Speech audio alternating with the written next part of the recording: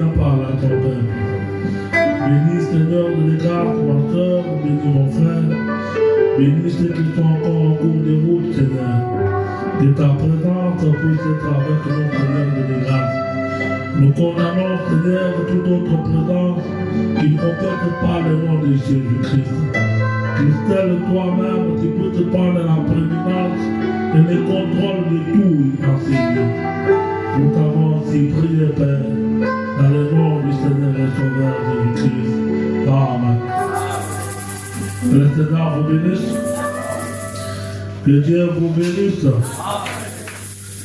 Alors, nous nous excusons pour le retard avec lequel nous arrivons. Il y avait une très forte embouteillage aujourd'hui.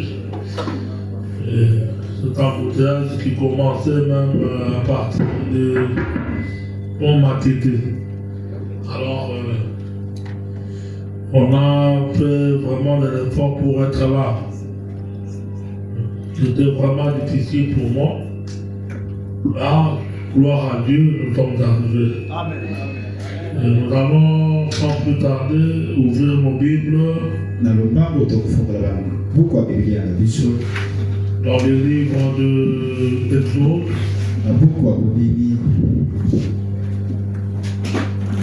Dans le livre d'Exode 14. À partir du 10e verset.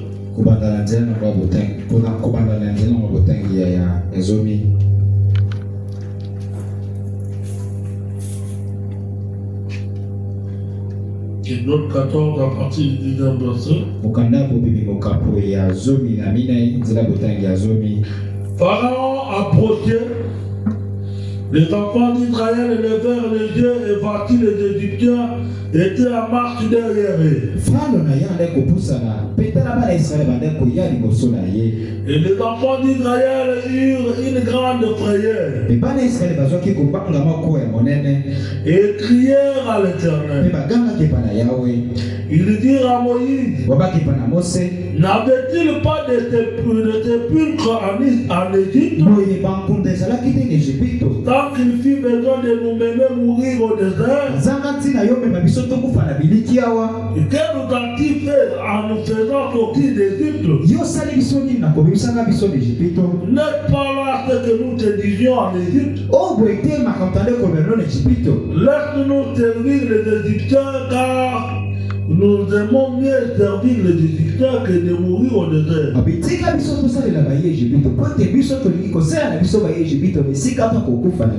Moïse répondit au peuple: ne craignez rien, restez en place, regardez la délivrance que l'Éternel va vous accorder. Va vous accorder en ce jour, car les Égyptiens que vous voyez aujourd'hui, vous ne les verrez plus. L'Éternel combattra pour vous, et vous gardez le silence. L'Éternel dit à Moïse: pourquoi t'écris? Parle aux enfants d'Israël et qu'ils marchent. Toi, lève ta verge. Lève ta verge. Et dans ta main sur la mer. Et sors là. Et les enfants d'Israël entreront au milieu de la mer. Que Dieu bénisse la lecture de ta parole. Pour que vous asseoir. Que Dieu vous bénisse.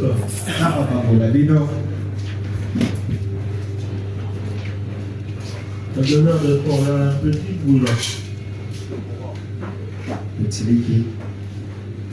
Tu prends un thème. Amen. Avec ce que nous allons lire comme écriture,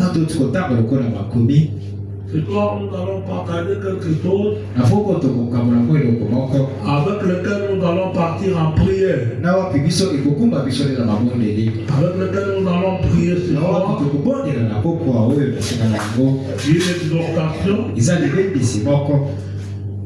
Nous allons parler sur pourquoi crier parle. Pourquoi crier parle. Amen, Église. Pourquoi crier parle. Comme nous venons de le lire dans le livre d'Exode, c'est l'histoire que tout le monde connaît. Le Dieu d'Israël, le Dieu tout-puissant, il avait appelé Abraham.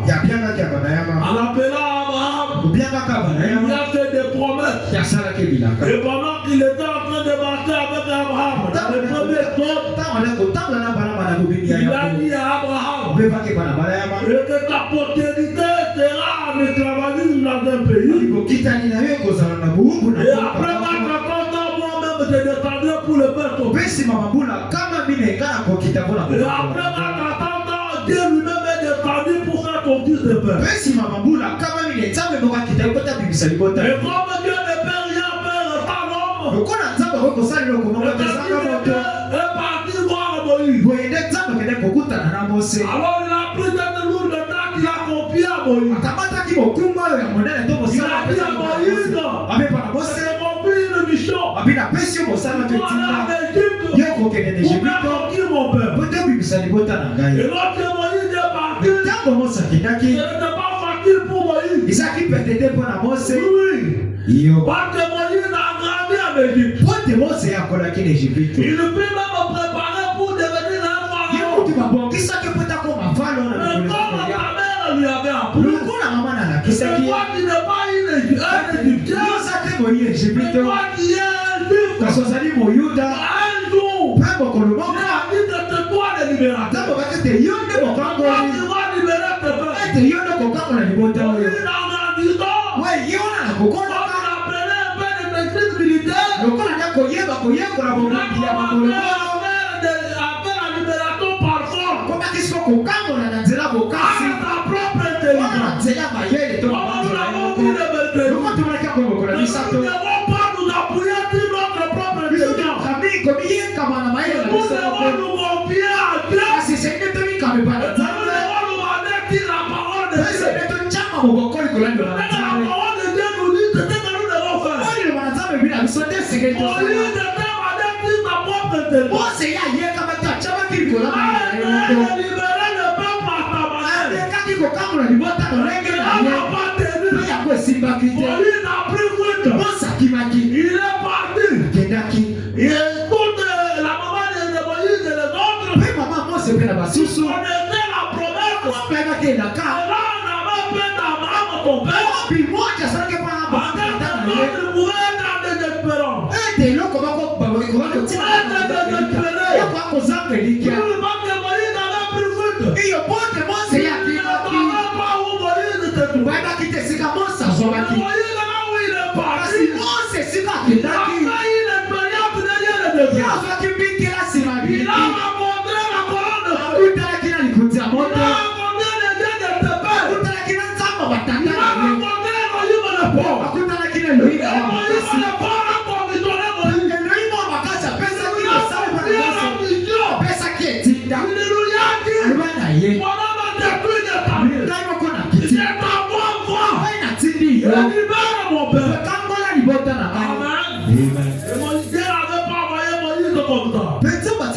c'est bon comme ça pesa ke bile bon apesa ki mo se bile bon tango mo sa ke na bile bon balo ya abe para falo ami falo tsamba tinga pebe na yo tsamba tinga ko maka liberate ba beto tinga ni bota na yo tinga ko tinga ni bota na yo pour adorer Dieu te makoma ko kele bona ko kuma na nzambe Moïse. Abi Mose. Toi, tu reviens encore avec des histoires ici. Abi yo soki suna masuna makambolo Moïse. Abi Mose. Tu veux adorer. Abi yo liko gumba bela. Le pharaon a dit à tes enfants. Wana folo mimi na basali. Il a dit comme un président ici. Abi lo kola matoi. Il va maintenant compter. Mali isi ka wapi. Je pense que toi un peu bien. Ouais, te vamos a malamo. On a beaucoup de problèmes. On pensa babo sana. Beaucoup de temps. Uba kisabikumba mingi. Uba kisamakambo mingi suli kolona. Ouais, te vas en soutenir ta kokata. Pour soutenir la tina kokata kwa kile koguma bela. Les enfants d'Israël ont combattu tout d'abord dans ma table. Pas nécessairement comme est-ce qu'on Et quand Dieu veut libérer quelqu'un, Mama msuta mtama liko kambo la moto. Quand on devient de plus en plus susu likambola kasusu peta molito makasi mabeko leka. Quand on essaie de t'empirer, Ona likambola kasusu ndanga. même toi dans tes jours-là, Ezame loko moko on moko a wana. les disciples de Amen. Tango bayeko li bazaki wana Après bela. une grande réunion de l'évêque, Oni sosaki na makita monene nyaka na bela moki.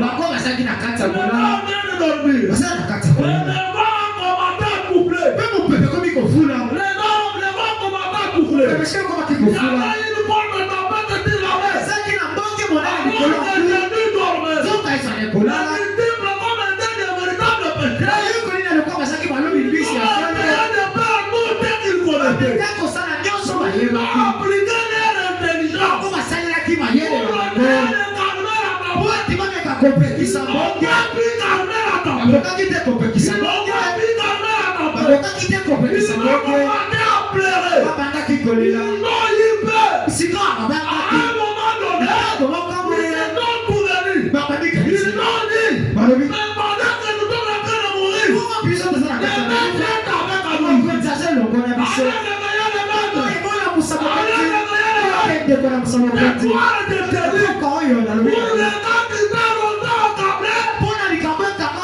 allez réveiller les maîtres. Bokende kola Allez musabokati. les mettre avec nous. Wote bakozazana biso Les longo. disciples ont dit, Wana bayekoli balobi. réveillez les maîtres. Bibola musabokati. Réveillez les maîtres. Bola musabokati. Maître. Abi mokonzi. Mokonzi. Maître. Mokonzi. Vous bénissons. Biso tokufa. Vous bénissons. Biso tozokufa. Arrêtez de réveiller. Wana mokonzi alaboki. Il verra les armes. Patani bango. Mais voilà, m'a dit, Likovana walobi. pendant que des gens en train de faire là-bas, Tango mwe bade kokota na kati ya masuwa. Bona bango kolukaka kopekisa mbonge. Mokonzi kutu nesika apekisa mbonge ayekoliaka bende na bwato. Wana loko bade kozinga somo na mozinga so abo. Non. Té. Et le maître a dit un mot. Wana mokonzi alobi liloba. Tempête. Abi bonke. Calme-toi. Yo, bekizwa Et ndani. la tempête était calmée. Bonke pandaki. Mais les disciples étaient regardés les uns les autres. Beba yekoli batali baba. Qui est ce monsieur? Babi oyo nani oyo. Qui est ce monsieur? Oyo nani oyo. À qui les tempêtes obéissent? Oh wapi ba bonke zotosa. Oh nani. C'est lui qui va faire la tempête. Oh apekisa C'est kibonke. lui qui va faire la Moïse. Ezaki na dekota. Moïse était en train de marcher. Mosa zana kanza kotambola. Babi bana falo. Nzamba lobi. Kambola libota oyo. Bate bate de kotambola. Kuna na beleki. Le pharaon a augmenté encore la souffrance. Pefalo ya matisaki lisusu pasi.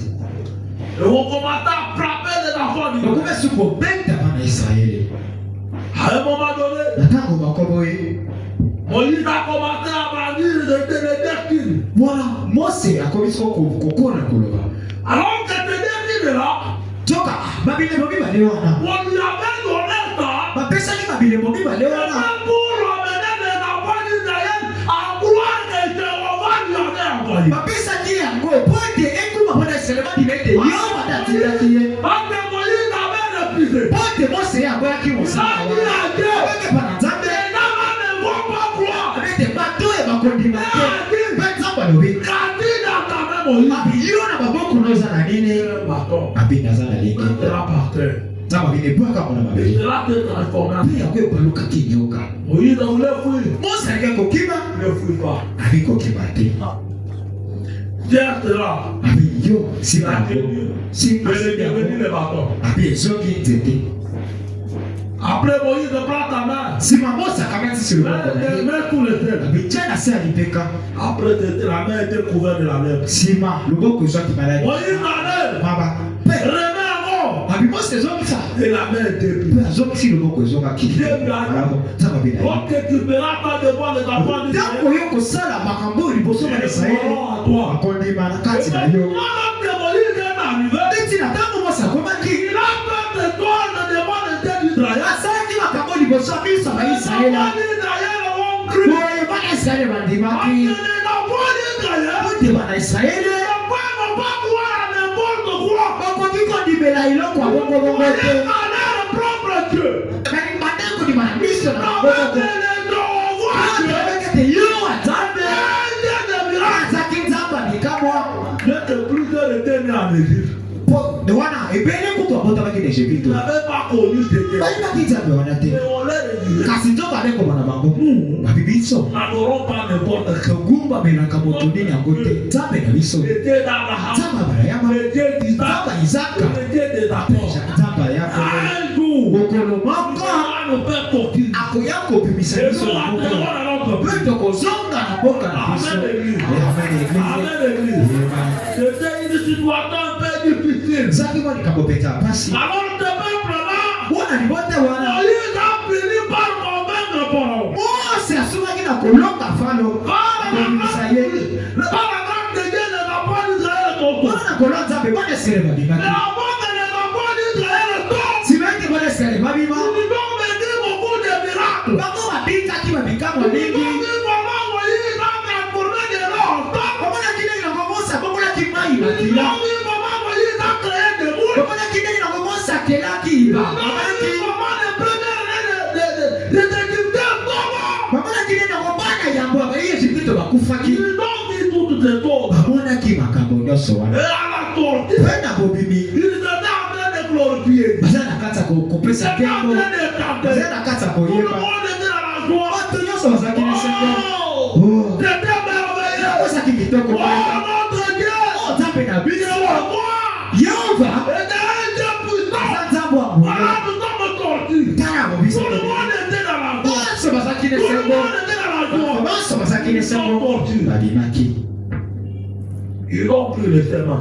Boye bakamataki En nzela. train de partir. Na kati ya kokende. En train de Na partir. kati ya kokende. En train de Na partir. kati ya kokende. À un moment donné, Ntango moko boye. Pharaon, Falo il a observé. atali. Il n'a plus de date pour faire des briques. Abe aza sote na bato te basalela ye Tous les makambo gens ya qui boye. travaillent dans les entreprises sont partis. Bato nyonso ade kosala kuna na ntango na mosala bakendaki alobi. Mais finalement, nous avons connu les rêves. Abi boye tosali libonga. Libérer des gens qui travaillent tika batoyo baleko sana na bisa vite abibako tia wana boka kisaba biko balenge ni mama baduki wa bitu kanyoso bachami na tia kata kulanda lipigata sana kata kulanda lipigata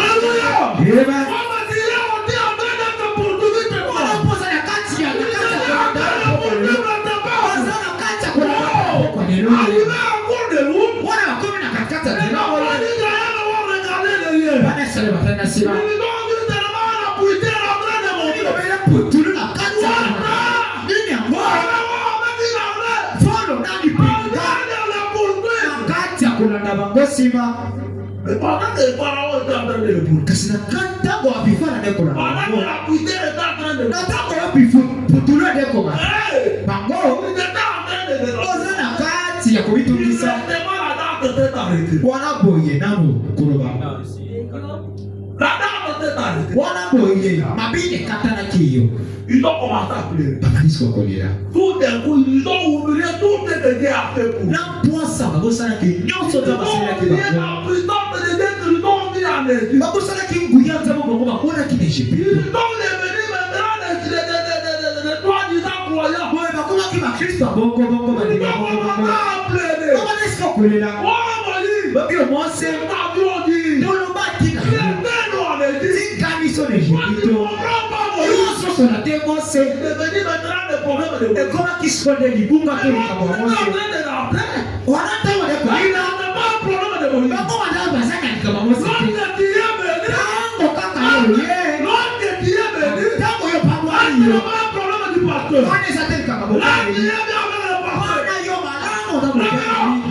Ok, chrétien pour venir ça comme notre pasteur. Notre pasteur. Mais lorsque le problème arrive, c'est tant que les Camerounais y est bon. Lorsque tu es malade à la difficulté, regardez maintenant l'attitude que c'est le communal.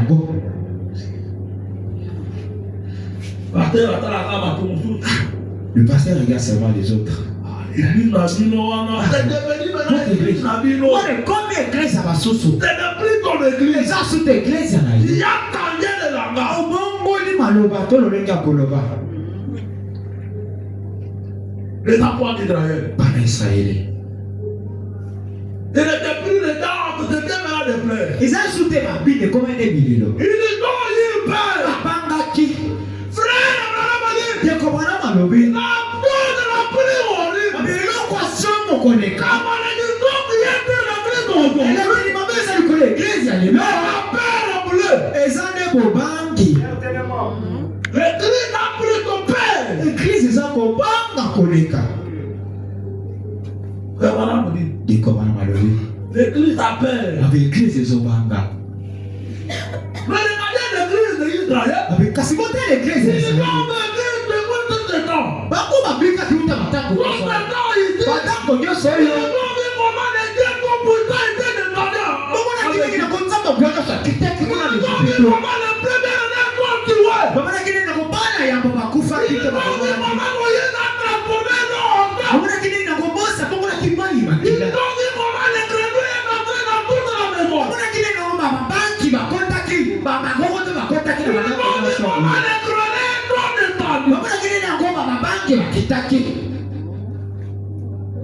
Mais tout d'un coup, ils ont oublié. Ils ont commencé à te plaindre. Oh Moïse! Oh Moïse! Pourquoi? Vous les enfants d'Abraham ici.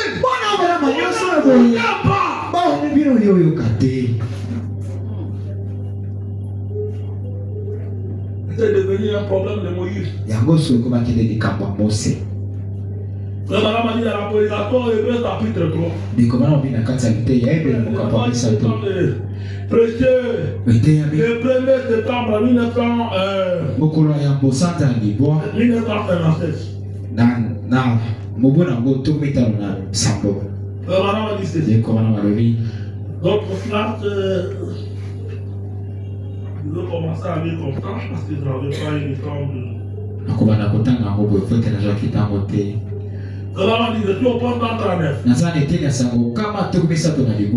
dit, Amen. Faut-il venir de la part du Dieu? Utana wana esale bango ba. Utana la lumière. Wana kotambola kana pole. Mose kokendaka liboso na. Utana mosaka pe bango ba. Wana tokei. Utana tena.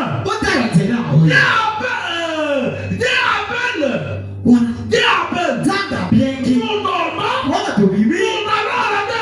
Toza kokende na.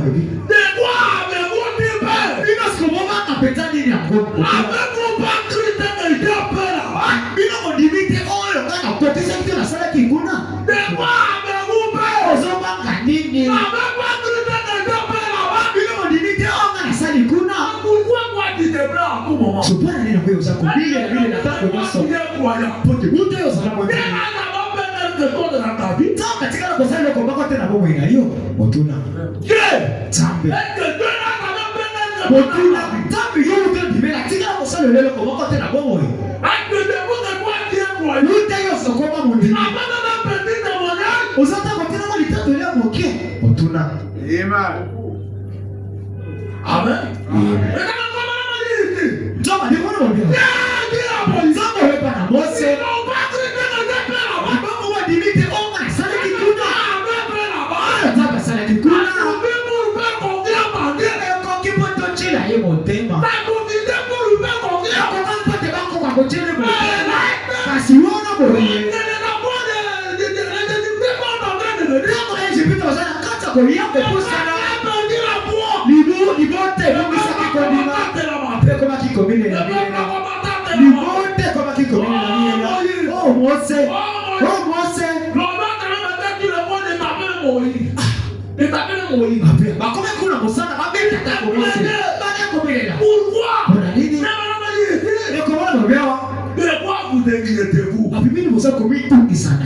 Pourquoi me mettez-vous en colère?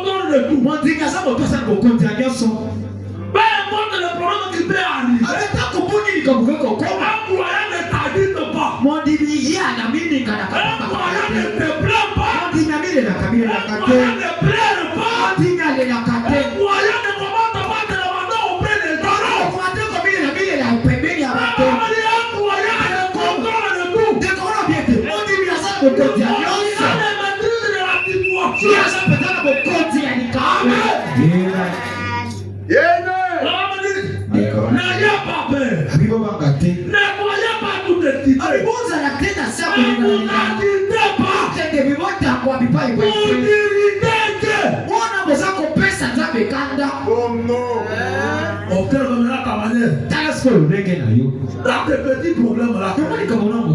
Regarde comment tu t'es agité.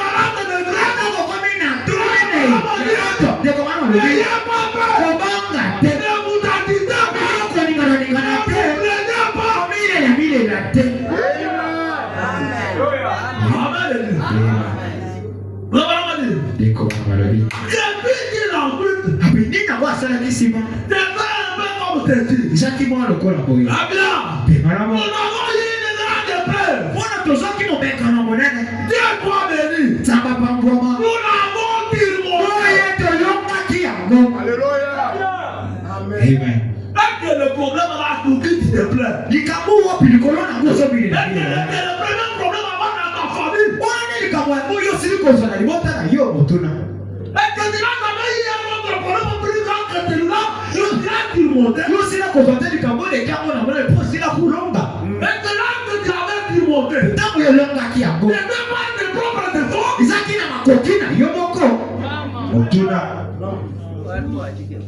Quand les autres avaient leur emploi, et les autres avaient c'est pas tes propres défauts.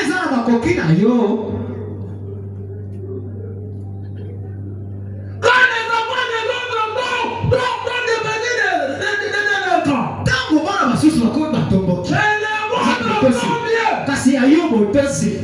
qu'est-ce que tu avais fait?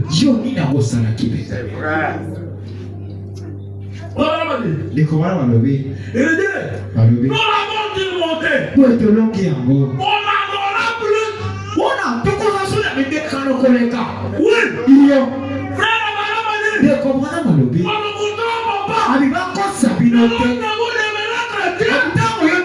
Christ doit bien marcher. Frère Abaramani.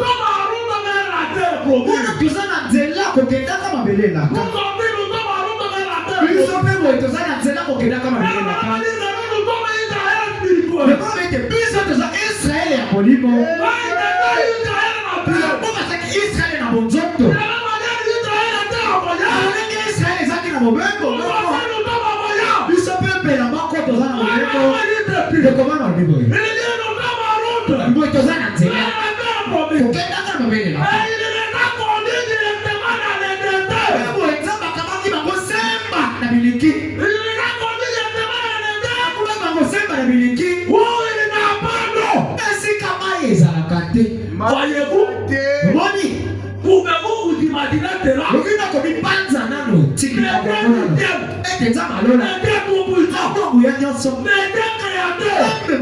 Ils vont dire tes propres enfants. Ils vont tourner en Égypte. La tête est là où il n'y a pas de l'eau. Vous partez de Dieu ne savez pas. Il savait. Ayebaki. Tati tu atona décoller. Ikamana wana tamba hivi. Il n'ignore rien. Yeah, bossa na keloko te. Il connaît le moment que tu es en train de parler. Ayebi tango yo sana kata Il le kolekela. connaît avec tous les détails. Ayebi akona makambo nyonso ya mike. Normalement, il te dit. Ndeko bana. Il le dit. Alobi. Il n'est pas conduit directement à la détail. Obi akamaki bango sema na Il biliki. n'a pas d'eau. Esi kama ezali. Omoni yango. Pouvez-vous vous imaginer Okona cela? komi banzela yango. Dieu, Tambe. avec ton peuple t'activité. Bonta na yo ebulisami. Est-ce Pe ya bule. n'est pas conduit directement dans tes pieds? Akami bango sema na motambo wana. Puis il est tiré de tes pieds. Pesi ma abimisi bango so na motambo. Elle n'est pas conduit carrément là où il n'a pas d'eau. Pe akumi bango penza esiko mai ezalaka te. Mais c'est toi qui dis. Kasi ezali oyo toza koloba. Est-ce que Dieu me connaît? Ah, nzambe ayebika. Est-ce que moi ici Dieu me connaît? Nzambe ayebika penza kotuna kobituna. Pour le petit problème. Mpona manika mamoke. Est-ce que Dieu me connaît? Koloba ah nzambe ayebika ye. Est-ce que moi ici depuis Dieu écoute ma Ntango prière? nga nabondelaka yo koloba nzambe okaka libondeli na nga. Il est en train de douter toi-même en train de tirer. Yo moko oza kotuta tembe oyo moko oyo ozali. Frère Abraham a dit, ndeko wana malobi. c'est lorsque vous comprenez que je vous traite que vous vivez comme un chrétien. Abitango oza kosakole toza mokristo nokomi kobika lokola mokristo. Mais nous, on te dira que tu n'es plus. ndeko wana bitango komeso te yo oza mokristo te. Kobandasi yo kosala makambo lokola bapagano basalaka. ndeko wana lobi yakwe. Voyez-vous, omoni pouvez-vous vous imaginer cela? okokomi banzela yango. Avec ton peuple t'active. nzambe na libota na ebolisami. Oh, il est conduit directement dans tes pieds. akomi bango semba na motambo Pour wana. les gens tirés de tes pieds. ape abimisi bango so na motambo Elle est yango. conduite carrément là où il n'a pas d'eau. obi bango mpenza esika ma ezalaka te. Il ne t'enlève dans tes problèmes ici. ya biso na likambo oyo. Il ne te fait entrer dans tes mots. akotisi yo na likambo mosusu. Mais Dieu connaît tes parents. nzambe ayebi yango. Et c'est lui qui le fait. ye nde asala yango ye moko. Voilà ici. ndeko wana lobi awa. Il était. lobi po. Vous allez dire que il le conduit carrément là-haut. obibo yakambi bango esika wapi mai. Alors, wana il aurait pu le conduire par un chemin où il y avait de l'eau. toka kokani kokuma bango na nzela opi mai ekekwa kozwama. Il y avait un chemin où il y avait de l'eau. ezalaki na nzela opi mai ezalaki. Mais Dieu ne va pas conduire ce chemin-là. kasi nza bakubi bango na nzela wana Parce te. que frère, madame, elle dit, po ete ndeko wana mais malobi. quand la grande parole de Père qui le conduit, apesaki na likonza moto ya monene nde la kokanga grande bango. parole de Père te devant. likonza moto yango ezalaki liboso. Alors, nous n'avons pas une nuée. na moi ezalaki lipata Il moko. couvrait le peuple pour le trouver. epalimota mpona koluka mpe na boto. likonzi moko ya moto ya monene mpona kokengisa libota. kasi libota eza na kati ya kolanda likonzi ya moto ya monene. ekoba nzambe ayibaki sika nde kokumba bango. mpona nango batielaki nzambe motema te motuna. atako nyonso nza basalaki. amonaki loboko ya nguya nzambe. na mosamba yo te ete biso tozawa lupango ezawa. nzoka lupango ya basusu ya bazalani molili. kasi awa pole awa ekeki mokolo awa kuna mopanzi mosusu bote. ani akokoki kosala makambo bongo kasi bongo mpona ni kozanga kotiele motema mpenza. La Bible dit c'est comment on dit. ndikoma biboye.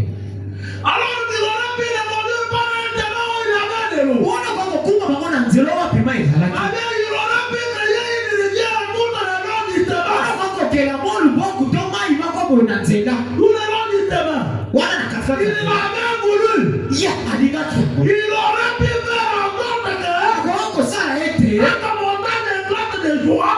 ete ngomba nyonso ekanga na kosinaisengo. Mais quand il y a eu de l'eau, wana kosopaka à mai. 15 mètres de hauteur, wana à 15 mètres de wana hauteur, na bataka zomi na mitano ya il molai. avait voulu. nzambe alingaki yango Il bongo. avait voulu. nzambe alingaki yango Mais Dieu bongo. n'avait pas voulu. kasi nzambe alingaki yango bongo te. Voilà, dit. ndeko bana balobi. Certainement, solo il pouvait kosala yango. Soki nzambe asalaka yango, été trop facile. eke kozala penza pete koleka. Certainement. Aurait été très facile. Wana eke kozala de pete. Dieu n'a pas voulu que les enfants d'Israël prennent les chemins les plus faciles. Nzambe alingaki te te bana Israele bakamata nzela eza pete penza. Dieu n'a pas voulu les chemins de la facilité. Nzambe alingaki nzela ya bopete te. Regardez. Ndeko bana balobi. Il dit c'est sûr. Balobi boye.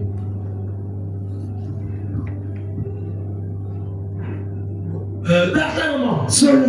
Il pourrait la faire, mais il n'avait pas de là. Akoka kosala ngo kasi asala kite. On est très facile. Wana eke kozala pete koleka. Olala. Bénis-toi le nom du Seigneur. Boya yawe pangwama. Bénis-toi le nom du Seigneur. Yawe pangwama. Pourquoi Dieu a-t-il permis que ce qui arrive? Mpona nini nzambe apesaki ndikisa ete makambo oyo ekoma. Pourquoi Dieu a-t-il permis que ce qui arrive? Mpona nini nzambe apesi ndikisa ete oyo ekoma boye. Frère Abraham. Ndeko bwana. Pourquoi Dieu a-t-il Mpona nini nzambe alingi. fait des choses? Mpona nzambe osala makambo oyo. Était tranquille. Tika nzambe kimia. Et vous, Bino. continuez simplement à marcher. Koba kobele kotambola. C'est là. Wana. Regarde. Etali nzambe ye moko. Les pas des titres sont dirigés par l'Éternel. Matambe ya bayekebele kampani mpana yawe. Oui, monsieur. Iyo mutamutu. Quelle différence cela fait-il? Mokeseni nango mpenza yango eza kosala. Si je pense avoir l'argent, intérêt comme il faut. Si je vais devenir stable, les choses sont pires encore.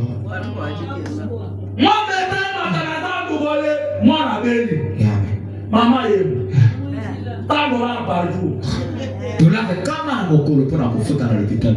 Ndeko wana babi abe nzambe ayebi makambo oyo nyonso esali. Nzambe ayebi yango. Amen. Okakolela na butu. Oleli mpe na mokolo. Nzambe otala yo. Ayebi nyonso. Nzambe ayebi nyonso. Amen. Ndeko bana balobi boye. Alobi. Babingai nasali makambo oyo. Tika nzambe kimia. Bino mokono mobele kotambola. Bakiango etali mobele nzambe. Matambe ya bayekebele kampani mpana yawe. Ndeko bana balobi. Iyo kutamutu.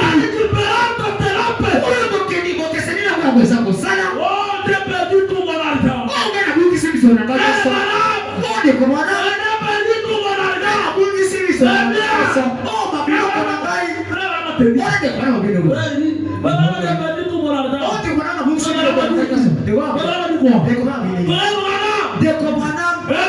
Malamu. Yo kumisa nzambe. De toute manière. Na lelenge nyonso atakoboni. Amen. On va louer Dieu dans toutes circonstances. Esenge tukumisa nzambe na likambo nyonso.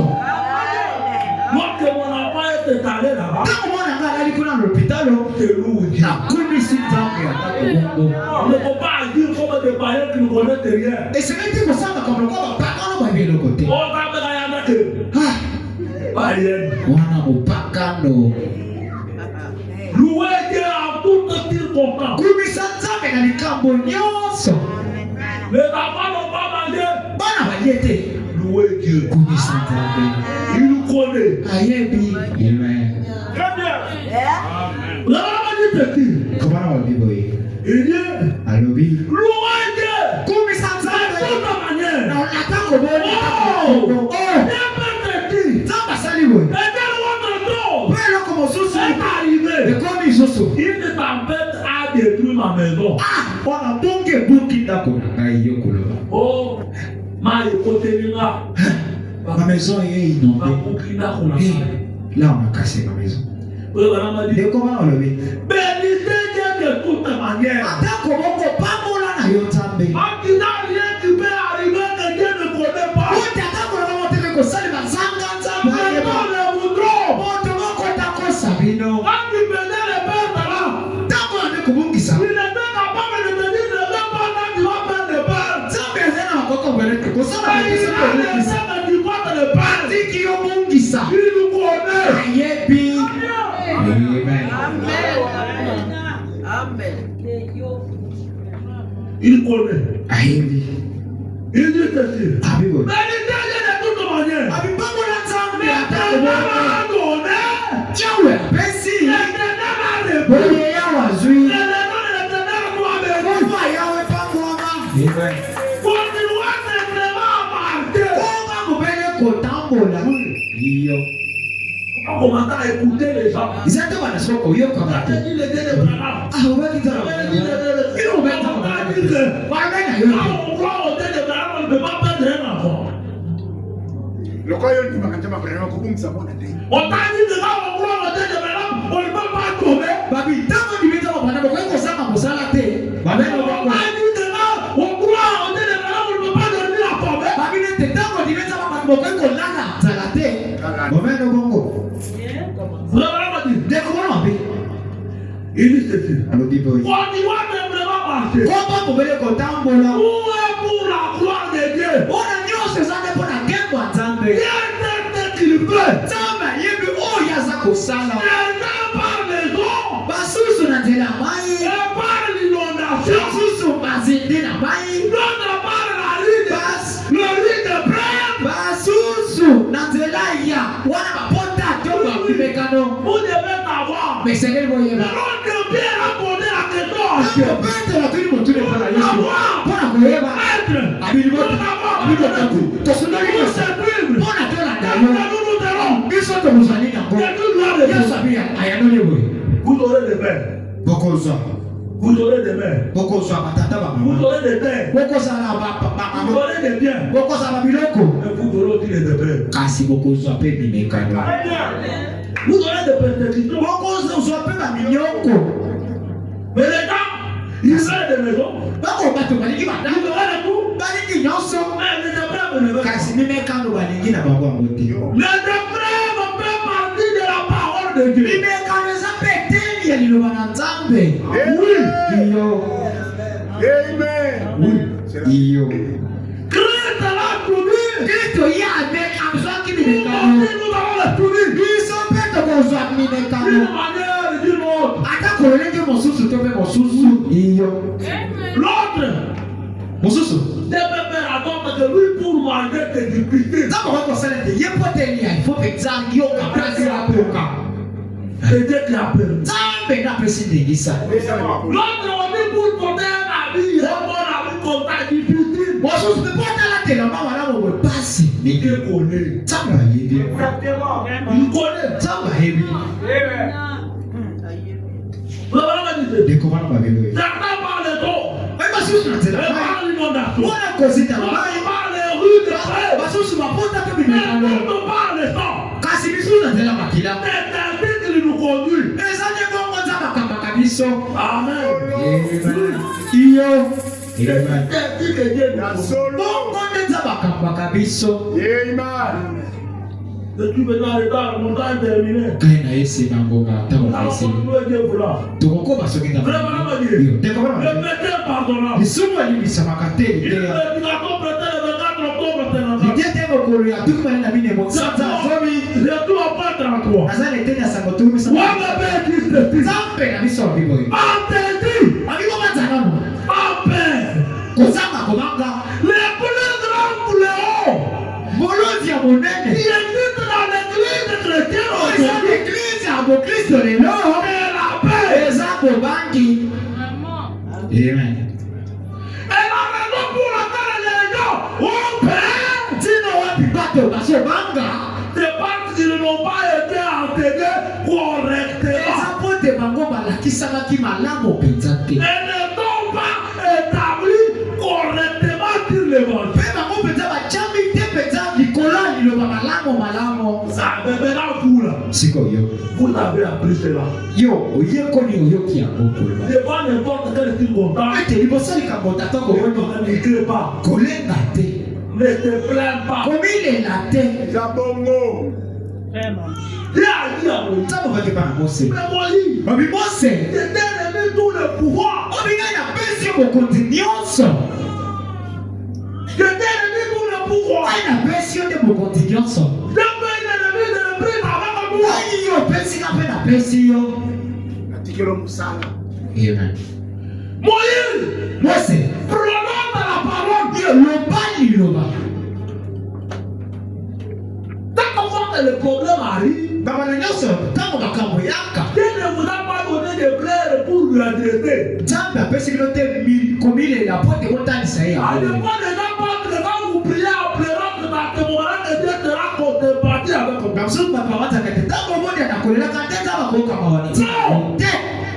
Non! Dieu ne demande plus ta vie de ta parole. Présente à Dieu la parole. Amen. Dieu devant l'enfant. L'enfant est allé. Là-haut.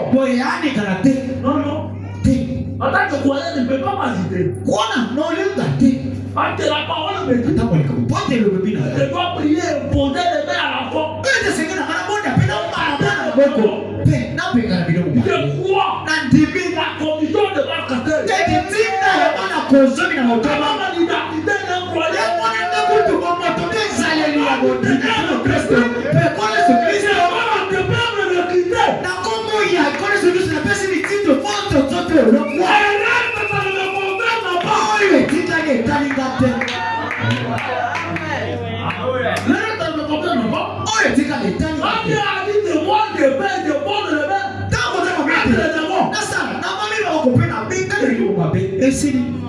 Et tu vois dans ma prière. La Bible dit, quand vous croyez, quand vous demandez, vous croyez, vous ne verrez pas compris. Mais pourquoi crier? Pourquoi crier? Pourquoi une petite difficulté dans ta vie? Il faut que tout le monde le connaisse. Pourquoi tu ne peux pas couvrir celle en silence avec Dieu? Il faut vous donner à parler. Il faut que tout le monde sache que c'est toi qui n'as pas la parole.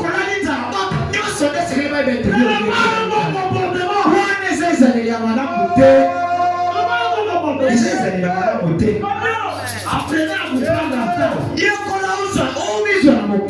Apprenez à être des croyants de ton temps.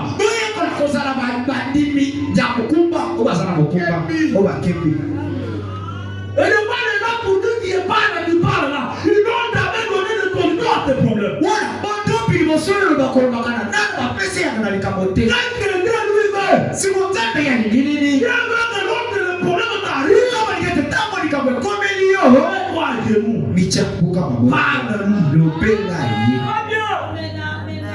Parle-nous. Parle-nous. T'as la telle manière de compter avec Dieu. Mais dans la prière, faites-lui voir vos besoins dans la prière. C'est ça la volonté de Dieu. La volonté de Dieu n'est pas de te plaindre. La volonté de Dieu n'est pas de parler partout.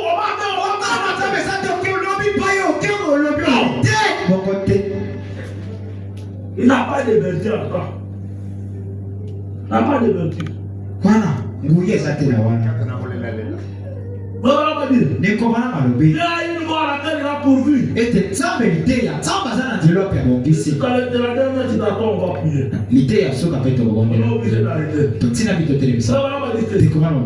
Prêtez le 4 54. Je suis au paragraphe 36. Voilà ma vie. Il y a des hommes et des femmes. À qui il dit de toi? Souffrant du cancer. Souffrant du cœur. motema. Des maladies d'intérêt. Wana maladi bakola kedi kama koleka. Wana kozanga kotuta tembe. Elinike kwano kiburai. Pedika bako tikali na yo. Après menedane namba tuko potimo. Wana minga basili kosala ya soba kokaki kosala. Vous avez simplement peur de tendre la main. Oba kabobele kotanda loboko. Et de lui faire confiance. Pe kochela ye motema. Oh maladi nanga. Upe Oh titre nanga. Il vous a dit que le titre ne te guérit pas. Nanga bina note. Maladi ya sukari bikisa ezaka lobiko. Nana bina bina bo. Que vous a dit? Nanga bina bina bo. Comment Dieu peut guérir le cancer et ne pas guérir le titre? Nina mazama kwa kubikisa maladi ya kaseka. Sasa kubikisa kwa kuna sukari. Kalanga. Les tombés pour te donner c'était le cancer. Wana peta. Kwa maladi ya kuna suka peta di corona ile kwa suka zande kaseka. Alors que Papa m'a dit, Joka ni kwa maladi. toutes les grandes maladies qui devaient frapper le monde, Kama kuna sabina sigila ke beta mokili. cela a été représenté par les canaux pour pouvoir qu'on a protégé. Ya kusile kotani sabana zela mafimu tukubisa tu ya limwa wa beta ki Yesu. D'accord. Liko loba. Dieu, le Zambe. Seigneur de nous Christ avait déjà des pouvoirs du pouvoir. Kwa simu sasile kopesa kolongola yangu ya. Mais comment doit te prendre? Sikondenya kwa kwa bien kisayo ba kisayo. Et tu as pas peur de dire aux gens. Ozana ngo oba kata ko beta kutoko ipsa moto Tu yeke. as peur de venir dire que moi je vous prédicateur prie pour moi. Oba ka ko beta ngono bela ko na kasera ko ndela pona ngai. Le cancer c'est un démon comme tous les autres. Kasera eza ko limo mabelo ko na nyonso. Seigneur vous a donné du pouvoir de tenter les démons. Ata ba pesi bino kuya ko benga na babilimu Les mabelo. canteurs vous pouvez les tenter. Tako kasera ko koki ko benga na yango. Ndeko wana Le malubi. parce que nous ne voulons pas faire confiance. Eza ndipo tokite ko tela nzambe motema. Ne vous appuyez pas sur votre propre intérêt. Oye kamate na maile na bino moko. N'oubliez pas, Kobosana te. et Satan vient toujours dans les raisonnements. Ete satana akamubele na mabanzo.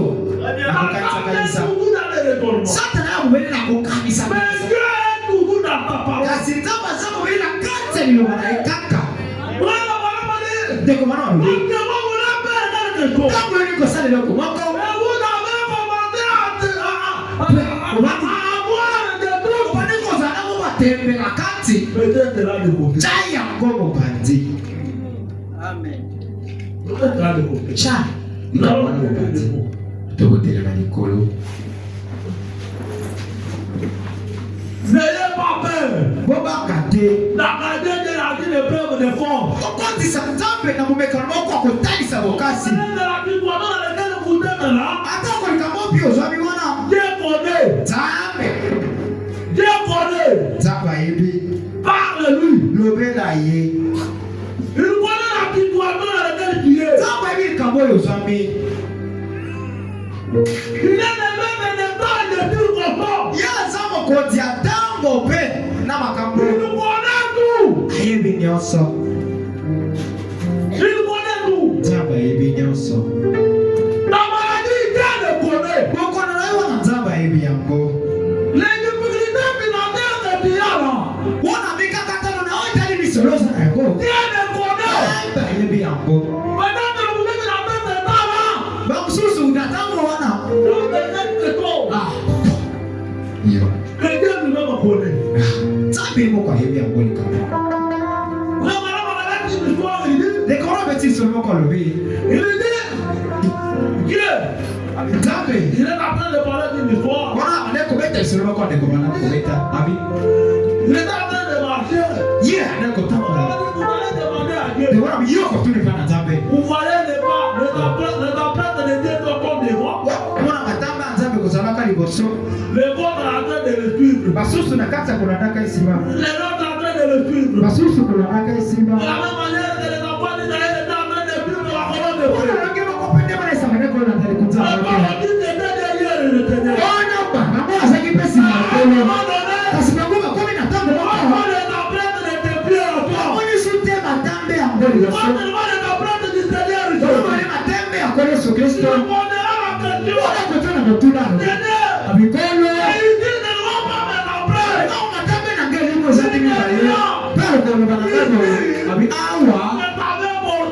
amemaki yo na mokanga. Tu ne pourras pas te porter ici. Pote wate koyika awa. Pote au penza bibi na pasi. Penza mobonde zaki na pasi. Mwenga na memaki yo.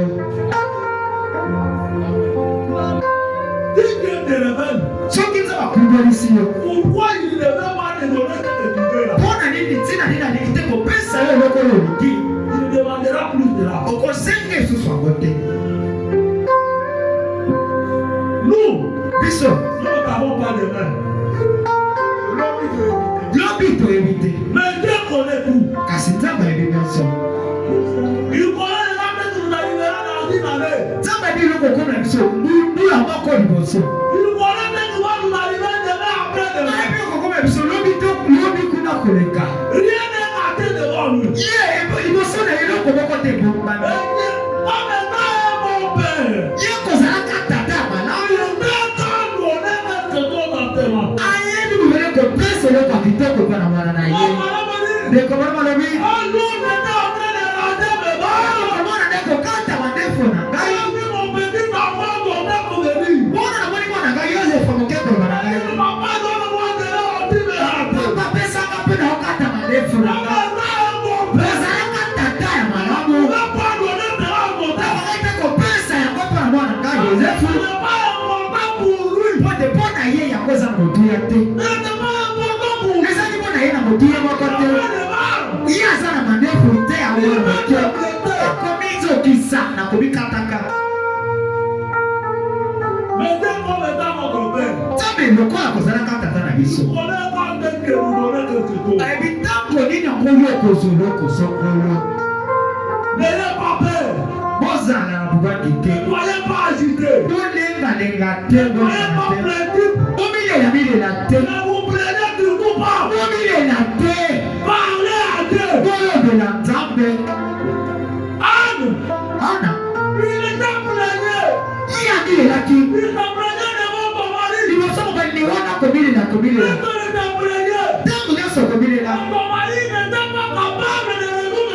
Kasi mobali azali te na makoki ya kopesela na likambo na ye. Ntango Ana sosolaki. Yabichamaki na molongo. Alukaki Nzambe ye moko. Nzambe apesaki ya na likambo na ye. Ezuma na eloko te akomilela. Ntango yo oza kozwa obilela wana.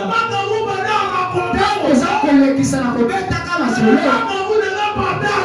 Ntango kutu nesengeli oleka na mabolongo. Na kati ya kolobela Nzambe. Na kati ya koloba na ye. Pasi ya motema na yo. Likambo na biso. Ndeko malobi. Pote toloba. Tokokoloba mingi. Tokoikosala nyonso mingi. Tokokolia mingi. Tokotikalaka kobondela mingi te. Tokotikalaka te kobondela mingi. Nguye eza na mabondeli.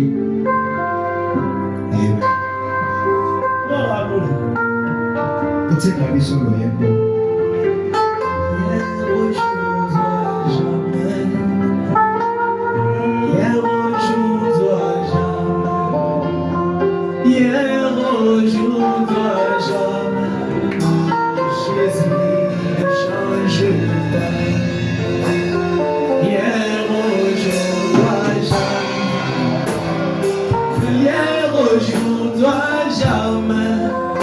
Jésus, hier, aujourd'hui.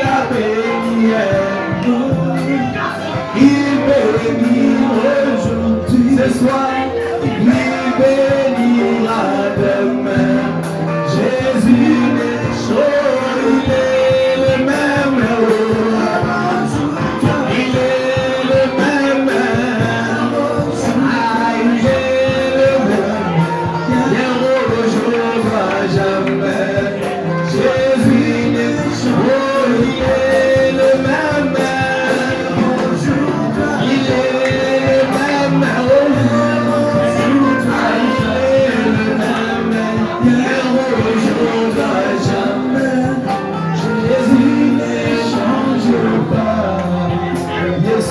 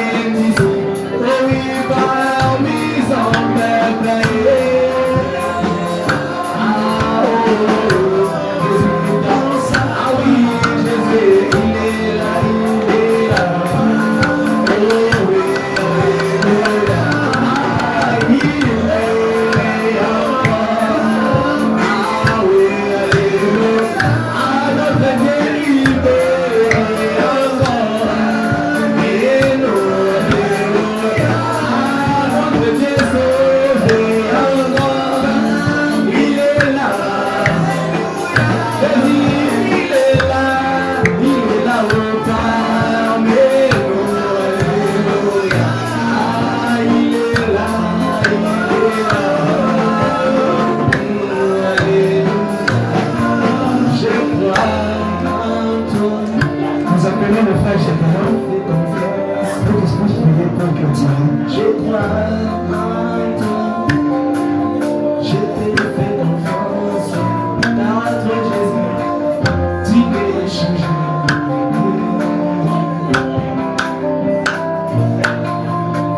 Merci pour les guides de l'Abraham, pour les Dieu Tout-Puissant. Nous te remercions parce que tu es bon, tu as permis que nous puissions écouter l'évangile pur sans mélange ce soir. Père Céleste, tu avais vu qu'on a vu beaucoup d'écrits. On ne parlait pas devant toi, Seigneur Dieu Tout-Puissant. Mais comme on a écouté cette parole, laisse que cette parole trouve une meilleure place dans nos vies, Seigneur Dieu Tout-Puissant. Que nous ne puissions plus marcher comme des Égyptiens, mais nous puissions marcher comme des enfants du roi, Seigneur. Bénis l'orateur qui a prêché ce soir. Bénis toute oreille qui a écouté cette parole. Bénis nos vies. Nous abandonnons même nos chemins de retour Saint-Main. Protège-nous. Nous croyons que tu nous as écoutés. Tout c'est pour ta gloire. Au nom du Seigneur Jésus-Christ. Amen.